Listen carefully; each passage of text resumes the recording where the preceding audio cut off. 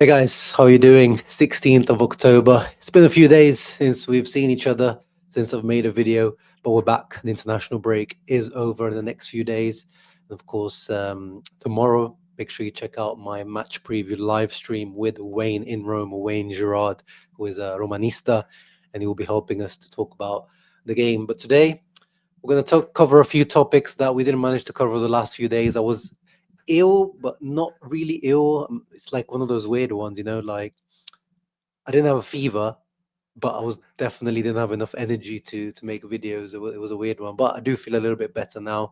So before we get into it all, you know what to do. Leave a thumbs up, subscribe to the channel Nerazzurri. Let's cover the game against Atletico, the random ass friendly that was set up in Libya, of all places. Shouts out to Libyan Interisti if you're watching this. I hope some of you went out there to watch it. Very rare event for the opening of the new stadium. It looked like a decent game. I tried to watch it. I'll be honest. I tried to watch it, but I've only watched bits of it. And of course, I watched the highlights. And I've watched some of the player comps that some people posted. So specifically, looking at the likes of Andy Juve, Bovo, some of the younger guys, Luis Enrique, Palacios. Decent game. I think it was clear Atletico had a better lineup than us. They seem to have a lot stronger players who remained in the international break, which was quite surprising.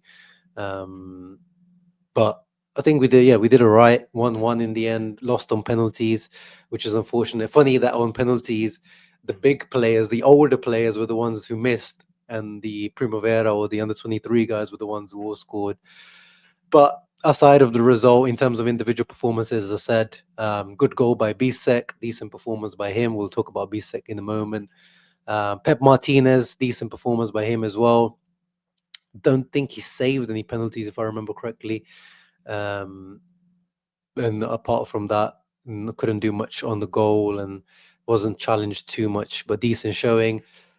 Palacios, he's got 7.3 here from Fotmo, but to be honest, he did not look good to me. The goal that we conceded, he looks good on the ball. Like whenever he's got the ball at his feet, he actually looks pretty good going forward and technically, but just defensively at the moment or physically, he just does not look up to scratch. And this is, you can see why he barely got any minutes under Inzaghi. And he's looks like he's not going to get any minutes under Kivu now. That at the moment looks like a bad purchase, but I think he just needs to loan out to make a proper judgment on this guy. Luis Enrique continues to be a little bit shy, not showing his full potential. Some good moments, some bad moments. No bozo moments as of yet, but he's definitely playing with a handbrake on, as Kivu has kind of mentioned in the past.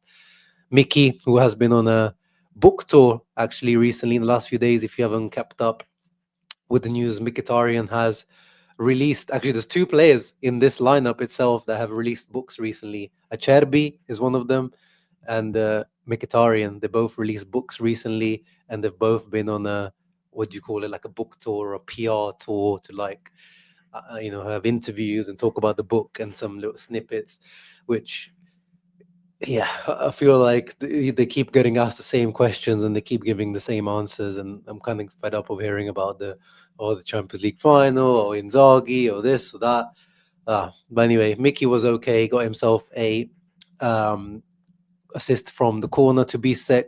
Bovo in the regista position. I liked what I saw. Here he only says he's got a 6.6, but maybe it's just aesthetics. I like the way he was like moving and the way he was touching the ball and um, the passes that he was doing. But I enjoyed. I like Bovo. This a guy that I might keep an eye on for the under 23s. I enjoyed his performance. Andy Juve. So I tweeted. So someone posted his comp. I retweeted it saying that yeah, this guy is going to be firmly seventh choice centre mid, which for some people seem like, oh, I don't know why you're being so harsh, Sharma. Well, first of all, he is the seventh choice centre mid at the moment. As I've compared him since the start of the season, he is the Klaassen of this season, not in terms of how much he cost or how much his salary is or what his potential is.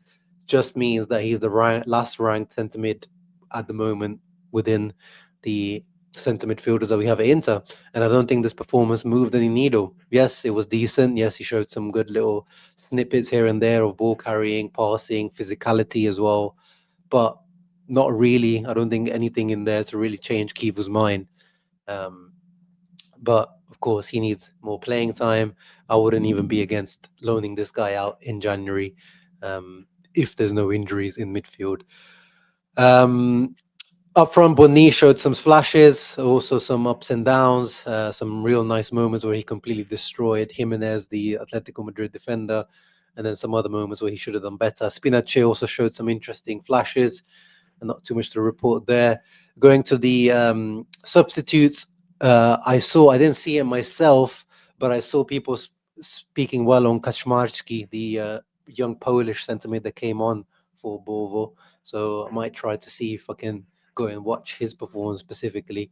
But apart from that, not too much to mention aside from this decent showing. Apparently, Inter made some reports are saying 3 million euros, some reports saying up to 4 million euros. But anyway, regardless, Inter made some money out of the international break, which, by the way, wasn't a great international break. The Italy games were pretty boring. The Armenia and Israel games, I watched them both. Well, at least Italy won. That's what matters, right? Closer and closer to that playoff, which is all Italy can hope for now. But let's move on to some more interesting things, like the transfer window, which never closes, never sleeps, even when it's technically closed.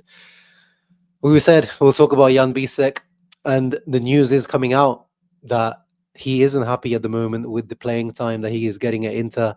At the beginning or before the start of the season or before the end of the transfer window, we discussed that, it actually makes sense. I remember specifically saying it actually makes sense for Bisseck to stay for the World Cup, because the reports were saying that Kivu likes Bisseck a lot and he wants someone of his characteristics in the team, which made sense. But that was all before we saw Benji Pavard and signed Akanji. So we've got a guy who has Bisseck's characteristics, but is way more experienced and way more ready for what we need. And now his playing time has been greatly reduced, and it's definitely going to affect his World Cup chances. Whereas Malik Thiaw, who was sold by Milan to Newcastle, now is starting to get a lot more regular playing time, and he might end up going to the World Cup. I've mentioned many times, I think Malik Thiaw, Bisseck, to me, they're pretty much on the same level. Ceiling is also, they've got good potential, both of them, but I don't see them as any like starter level players for Germany. They could be, but yeah, in this case, if Bisseck really, I would like to keep Bisseck just because he's ready-made. He's got potential to improve. Got those characteristics. If Akanji is suspended, injured, to step in. Yes, he has his defensive and concentration issues, but I'd rather just keep him for this season. But the key is always, does he want to stay? That's always, in terms of, is he committed to Inter? Is he fully committed to Inter? Is his head been turned? Does he want the Premier League move? That is the rumors are that the Premier League team. And on the right, you see Crystal Palace are the teams that are most interested in the summer. Crystal Palace was the team that made an offer for him. Then maybe that could be the move for him. And of course, moving on to the news on the right, if Crystal Palace are moving on or selling Marc Guehi, their captain, who, according to reports from Sky Sport, I think that is CH, that must be Switzerland, right? Inter are interested in Marc Guehi as a free transfer next summer and have recently intensified their contact with the player and his entourage. So Marc Guehi, very good defender. I watched Premier League, very good defender for Crystal Palace and also England at the last Euros. He has an expiring contract. He was very close to moving to Liverpool in the summer. Something happened. I think he even completed the medical, and then everything just broke down. So if Liverpool don't come back for him in January, Inter want to go in for him on a free. But again, I think there would be too much competition for Inter from Premier League teams or other big teams around Europe to get this guy. And I think the salary might go through the roof if Inter are banking on this. Whereas if Inter try to secure him in January, maybe then they could outdo the competition. But again, Crystal Palace are doing very well. Premier League money. He's moving English players out of England is also similar to kind of moving Italian players out of Italy, or kind of used to be. Now it isn't. It might be a difficult one, but regardless if he comes to Inter or not, Bisseck could become the replacement for Siri coming on for some reason. Bisseck could be replaced for Guehi, and then he gets more playing time. So that's definitely something to keep an eye out for. You guys in the comments below, let me know what would you do with this Bisseck situation. Let's move on to some injury news from the international break. We know the international break, all we got to do is hope and pray that our players come back fit and healthy. And actually, it's been a pretty good international break in terms of that. So, of course, the 2 weeks break has helped Marcus Thuram improve his condition since his injury, but the timeline has changed. They were saying before that he could make the Roma match, which was always, I think, a little bit optimistic. A hamstring injury always takes 2 to 3 weeks. But now the goal is actually a week later, so to face Napoli on October 25th. And I don't know if that means as a starter or already being able to make some minutes against Union Saint-Gilloise, which I think that would be the ideal scenario. So let's keep a lookout for that situation. Forza Ticus. Some injuries did happen in the international break, but actually not related to them being out with their international teams, because both of these guys don't play for the international teams. Well, Darmian doesn't anymore. So Darmian, when some tests, medical exam, showed that he showed the strain to the soleus muscle in his left leg, which I don't know actually what that means. He will be out of the Roma game.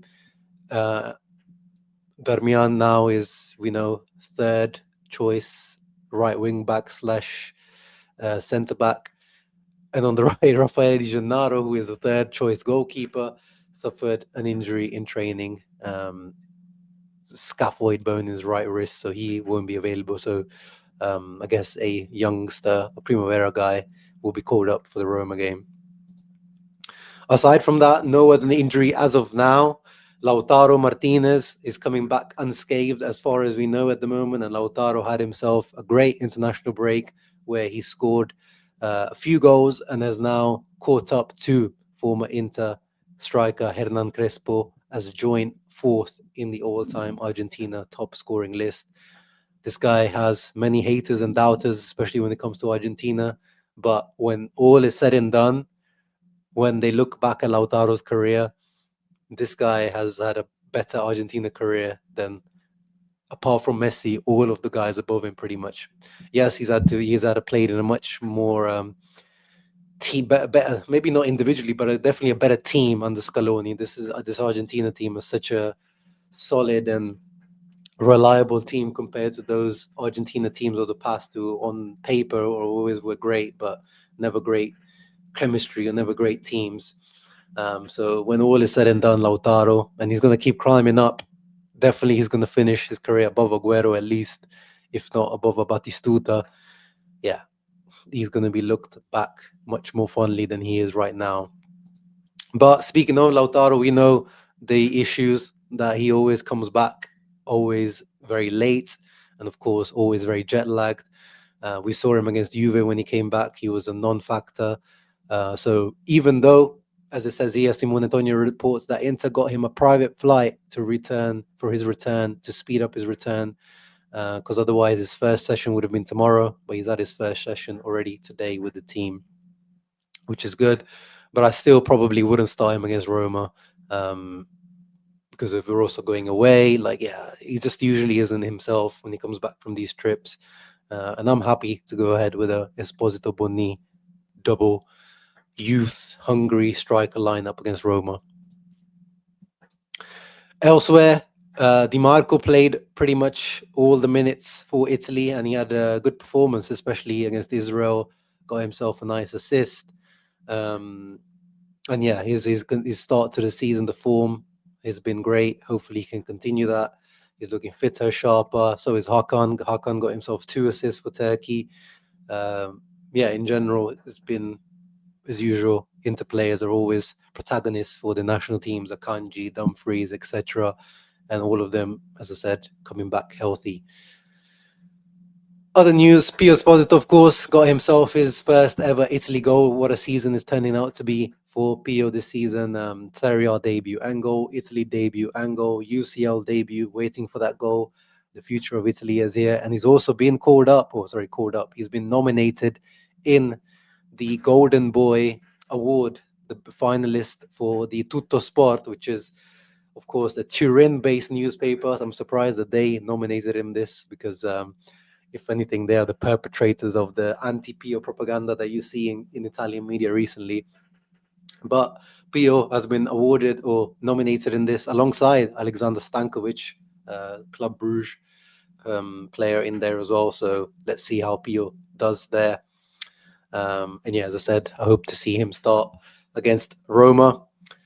We'll get into the predicted lineups tomorrow with Wayne. As I said, Wayne in Rome will be previewing with us the Roma game. So make sure you check out the video tomorrow, the live stream. Hope you enjoyed the video today. Let me know all your thoughts in the comments down below. Leave a thumbs up, subscribe to the channel. Ciao ragazzi, always, Forza Inter.